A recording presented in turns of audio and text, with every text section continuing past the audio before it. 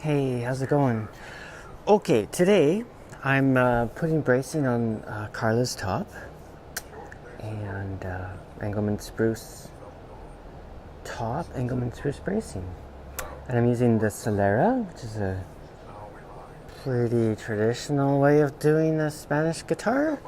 Anyway, let's flip it and I'll just let it run and I don't know, see how it goes. I'm using, I'm using for the bracing, interior bracing, and I guess the kerfing and the peones and stuff that I use. I use hide glue for that, and I use this a white kind of a yellow carbon wood glue from LMI. It's a really good glue, I think. But for the interior, I use a hide glue because if there's ever a brace that comes through, and you know, sometimes on a flamenco guitar, because there's tapping on the top, it's possible that a brace could come loose. It's not that likely, but it happens, right? In that case, the repair person can come in and I make sure to tell anyone who has my guitars, I tell them inside it's all hide glue. And if they need to re-glue that brace, all I have to do is add more hide glue, clamp it up, boom, they're good to go. If it was a synthetic glue, they'd have to scrape all the glue off and get it back in. Much bigger deal when you're inside a guitar. Anyway, a bit of perhaps interesting tidbit. Okay. And also, you're not going to see it, but the top has a curve to it. It's a 25-foot radius on my guitars. And part of the reason you'll see I'm putting these, I use a go-bar deck, they call it. Anyway, this thing where I use bamboo sticks to press it down. But so it's not only clamping the bracing in, but it's pushing the bracing in to create that curve. Greatly exaggerated, but it helps to, that keeps that curve there. Okay. I'm not sure this is going to work with the mic because it's not super long. Actually, you know what? I'm going to do, what will I do? Let's just pause this for a sec. Okay, let's see if this works. The mic's right here. I don't know if you can see me. Mic's right there. Okay, so I've got our glue here. It's up at around 140 Fahrenheit. Let's turn this. I've got Fred Napoli playing. The wonderful Fred Napoli, who just passed away. Sad, very sad. So, right.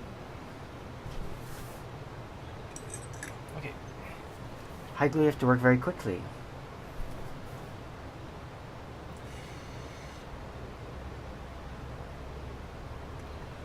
No dawdling with hide glue.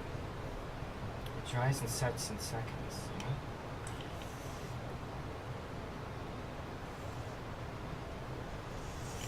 Okay. I'll just stick that, got it marked. Stick that in. Do a little bit of a push down. Rub it. Do the center first.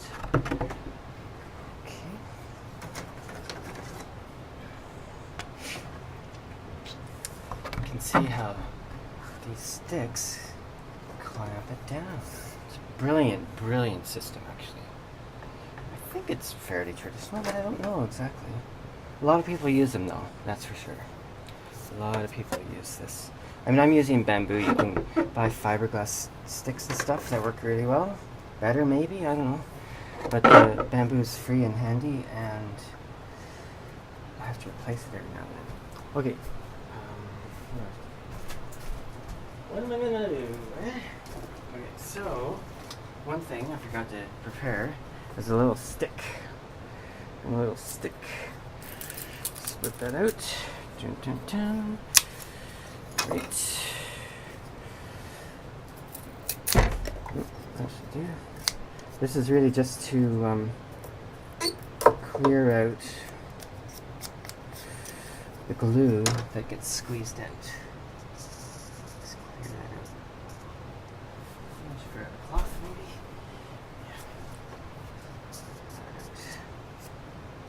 So this time, I think the first time I did this, I went from this way in. So all of a sudden I was having to go around everything. I learned my lesson.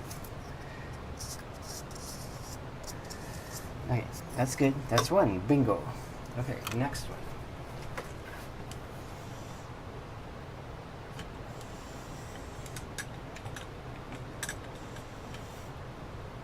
It's quite warm, actually. Let's get that in there.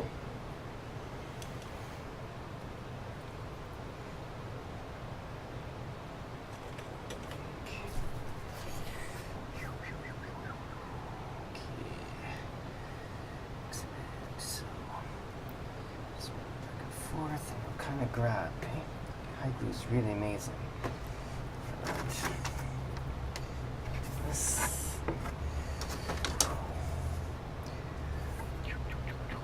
Now the bracing is a little bit thicker than it will be. So what I do is I'm going to it in thicker than it's supposed to be, and then I'll trim it down when it's all dry and everything.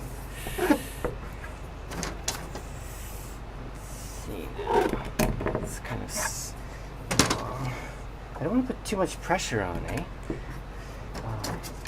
Just a bit is enough. Yeah. It should be fine, but let's put one on the end just in case. Okay. I also don't want the things to slip off and hit the top, because that would damage it. Well, it wouldn't wreck it. It would just create a dent. Be on the inside probably, unless it was really bad. But anyway. You can also, with the high glue, go in after, you know, scrape it out and stuff. But it's nice to do it just at this stage. Okay.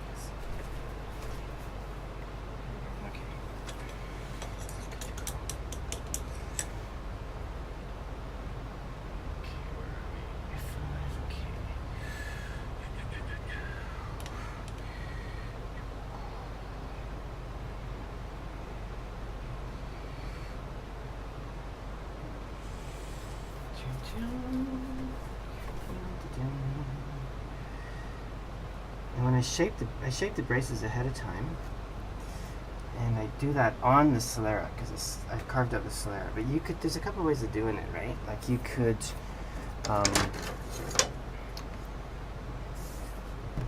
have a separate like dish sort of thing that you can do that on. That'll work. That's actually maybe a good way, but anyway. I'm a multi-function situation here. So far, so good. It's working.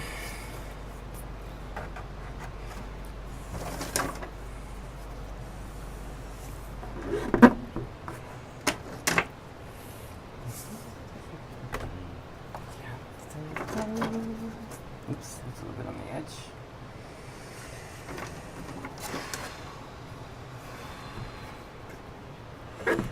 Okay.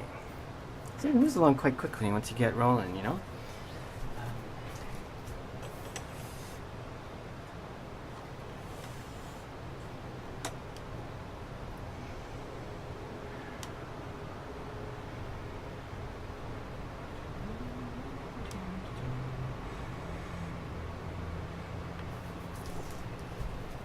Okay, this is the center. Get it right in that center seam. Oops, see how it's moved around a bit. Just gotta grab. Boom.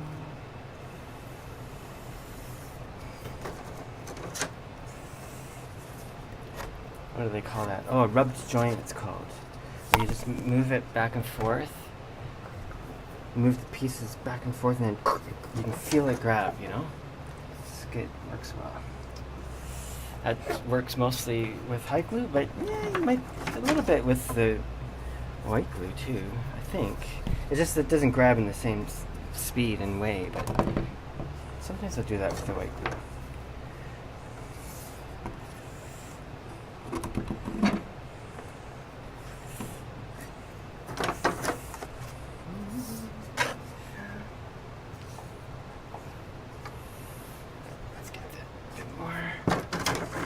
Brilliant, this method, actually. It's not just great, it's freaking brilliant. Anyway, okay. I might edit this, I don't know. Oh, the temperature drops really fast. Oh, you know what I haven't done? I haven't been cleaning off the excess. I'll do that after this. Okay. It's not the end of the world.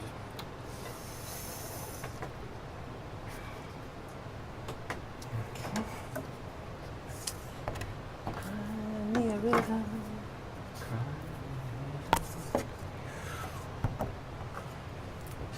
What do we got here? So the top of the thing is bending. Okay, that's good. What happens is the top kind of, with all this pressure, bends up. I've reinforced it so it doesn't bend like it used to, but it still does. Oops, that's not good. Let's get that up there. Like that. Let's get this. Oops. Shoot. Like that. This is more important, probably.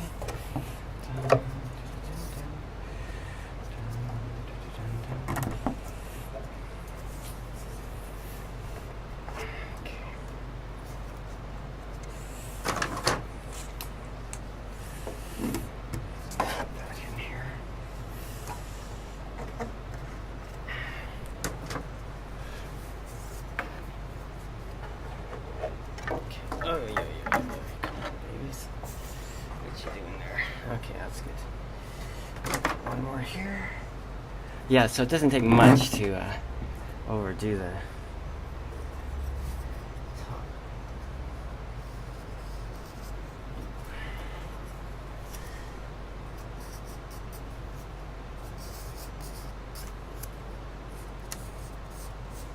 You don't have to rush when you're cleaning this off. It's actually a little easier to clean when it's gelled out a bit. You know?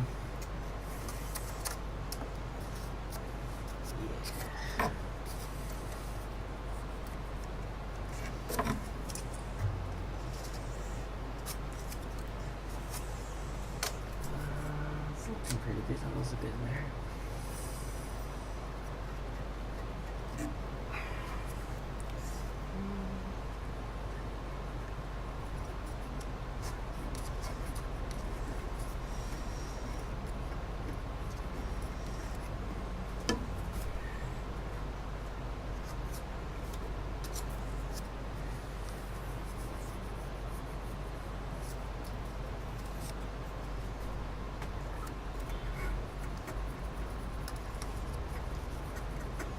There's some that say, you read different things, right? Some people think, oh, it doesn't much matter.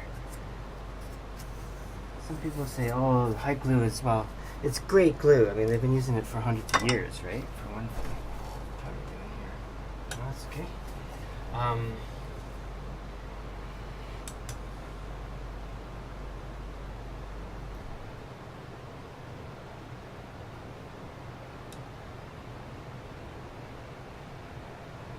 No, they haven't been using it for hundreds of years. They've been using it for thousands, if not hundreds of thousands of years.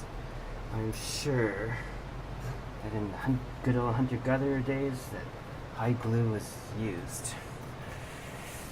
It's great. There's nothing inferior about it at all, right? In fact, in a lot of ways, it's superior. It takes a little bit of I don't know what the word to use. I guess I could use skill. You have to work quickly. You could run into problems if it's too cold, right? Because the cooler it is, the faster it sets. So that could be an issue. Right here, it's not that hot right now, but when it's really hot, it's great, you know. But for this kind of thing, the bracing goes on so fast, right? Dum dum dum dum boom. I don't think I have to really worry about it much, you know, because it's more like time-consuming things that get tricky. I actually have some liquid hide glue, which is kind of poo-pooed a lot, but the stuff made by oops, just my hat hit that. The stuff made by oh shoot, what's the name of it? Damn. Um, there's one good kind. It's basically high glue with urea in it. Yeah, that's pretty good. Oh, that could have been more centered. Well, that's alright. That's not bad. We want the center one. Yeah, that's good. Shoot, what was I talking about? Talking about high glue. Anyway, yeah, well, anyway, I forget what I was saying. The bracing goes quick anyway. You don't need to zoom all over the place for it.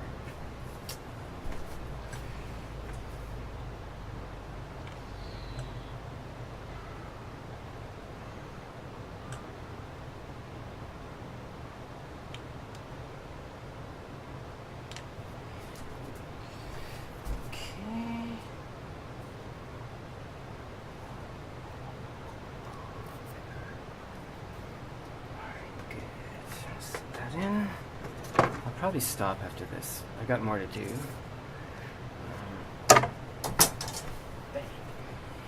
Just get that up there. I mean, oh shoot. Don't have to worry too much because that stuff's already set pretty much. So it's more important that this gets pushed in nicely.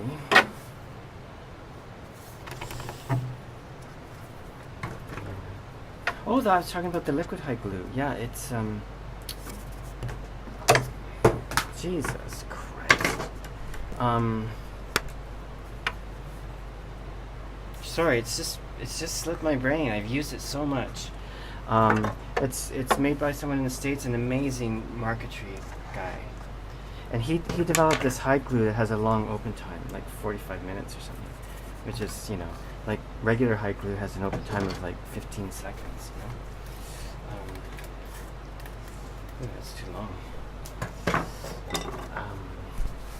Just want to get these in here. Flip. That's too long. I gotta somehow fix this so it doesn't do that. Jesus. Top. I have to make it. It's hard to make this top not bend, right? I'm not sure. Fuck. I'm making a mess. I'm getting all flummoxed from doing this. I think we're okay though. Okay. Just get this in here. Shouldn't talk probably. Gonna help.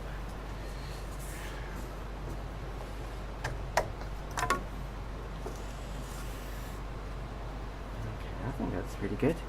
Right, so there you go. I wonder what that looks like. Oh, that's cool. So you get an upper view. Yep. See how it's stuck up there? Could make that thing shorter. If that might help. Anyway, now I have the mic close to me. I'm not even sure if you would have heard any of that, but even if you can't hear it, I might keep it up there because it might be interesting to see. I mean, there's tons of stuff on YouTube with this kind of thing. I'm not trying to do instructional things. I'm just kind of sort of documenting it, I guess. Partly for the person that's commissioned me and just for general interest. But there's lots of, if you're interested in guitar making, there's some great stuff out there. I would say, well, Pablo Requena is like, I reference his videos all the time. He's fantastic. He has a beautiful manner to him, very calm, kind, looks like a really kind. Anyway, but there's others too, like